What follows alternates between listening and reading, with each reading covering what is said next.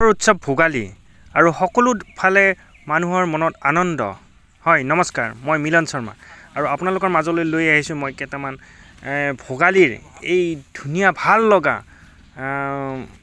আমাৰ ভেলাঘৰ আৰু ভেলা পুজি আপোনালোকৰ মাজলৈ লৈ আহিছোঁ। আহক তেতিয়াহ'লে ভিডিঅ'টো আৰম্ভ কৰোঁ।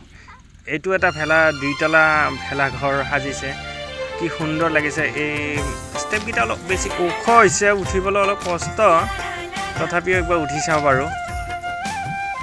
আহক ভিতৰৰ ফালে আপোনালোকক দেখাওঁ, কি সুন্দৰ লাগিছে। এই চেমনীয়াসকলে এইবোৰ বনাইছে। সঁচাকৈ এওঁলোকক উৎসাহ দিব লাগে। এইবোৰ কৰি এওঁলোকে ধুনীয়া আগলৈ যে নিশ্চয় তেওঁলোকে ঘৰ চৰ বনাব আইডিয়াটো আহি যায়। আৰু এই মাইনাজনীটো একদম 5 বা 6 বাৰ কৰি উঠিয়ে আছে। আজি ইয়াতে থাকিব। আজি মাত্ৰ এটা দিন পাছত এই ভেলা পুজি এটা বনাই আছে, কি ওখ কৰি। এইবোৰ সকলো জ্বলাই দিয়া হ'ব। বেয়াই লাগিব দেচোন জ্বলালে।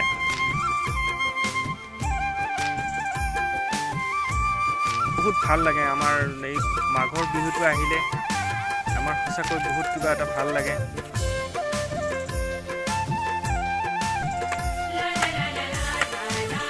ভাঙি নপৰিবা।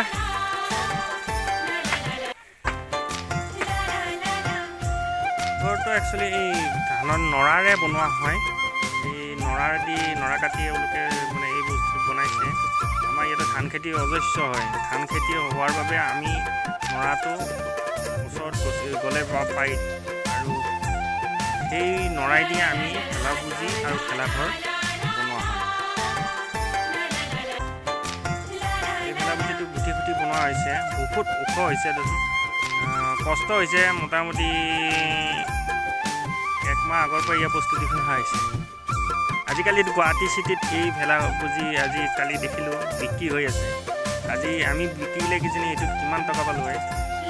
এইটো আমাৰ সৰু বাবুটোৱে বনাইছে। সকলোৰে মনত এটা ভেলা পুজি আৰু এটা ভেলাঘৰ বনোৱাটো এটা কম্পালচৰি। নবনালে বিহুটো ভাল নালাগে। আৰু এইটো এই বাবুৱে বনাইছে, সঁচাকৈ ভাল লাগিছে।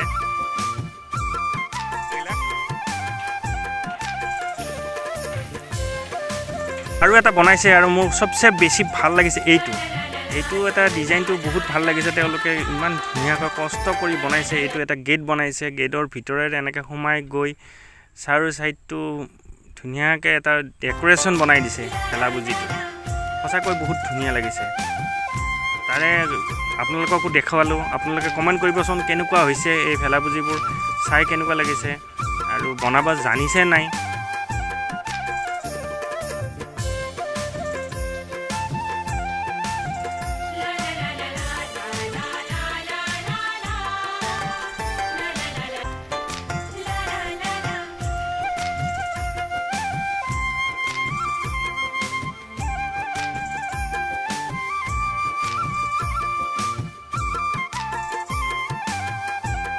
ভিতৰৰ ফালে লৈ ভালকৈ দেখাব লাগে। অলপ কেমেৰাটো লৈ আহা। এই ধৰা, এই দেখা এইটো।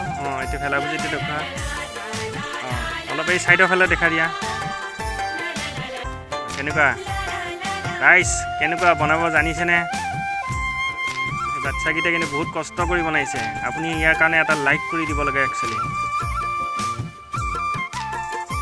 এইবোৰ ল'ৰাই বনাইছে, বহুত কষ্ট কৰি বনাইছে। সঁচাই ভাল লাগিছে, ডিজাইনটো ভাল লাগিছে। আৰু আনফালে আমাৰ এই বিহুৰ ফাংচন,